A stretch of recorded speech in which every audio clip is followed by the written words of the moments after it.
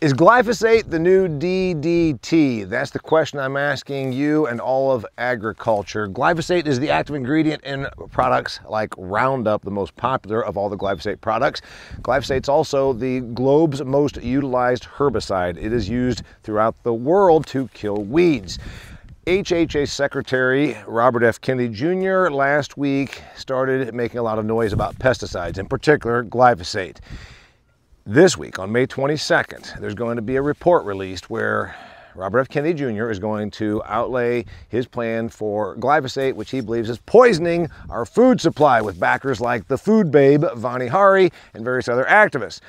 We've overused glyphosate, especially in the last 30 years, and it has a connection with GMO crops because most genetically engineered food crops utilize glyphosate as a weed control herbicide, and also 90% of America's corn and soy are produced with genetic engineering. Here's the problem. If we somehow ban glyphosate, hence my question, is it the new DDT? We take a valuable tool away from farmers. Now, here in the United States of America, with one of the best farming economies and one of the best, shall we say, advancements in agricultural technology, we will adapt, we'll adjust, we'll move on, we'll find new herbicides.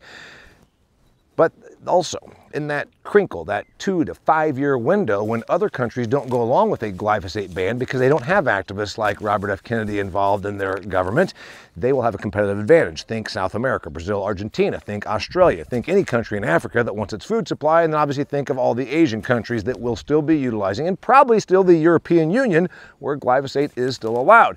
They will have a competitive advantage. Third thing that happens, poorer countries where food insecurity reigns and they do not have money.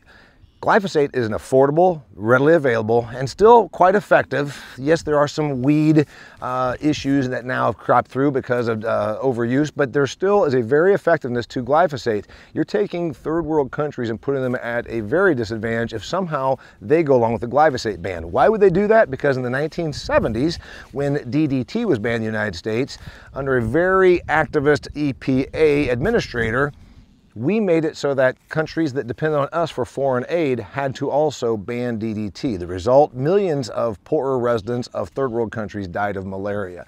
Might we see the same thing if glyphosate is taken away from those people? Very likely. So the result is a less competitive American farmer giving a big boost in the arm to our competition in an already slumping ag economy, and potential devastation and very, very dire consequences for residents of third world countries that depend on the active ingredient in Roundup, which is glyphosate. Damian Mason asking the question, is glyphosate the new DDT? Thank you for tuning in to The Business of Agriculture.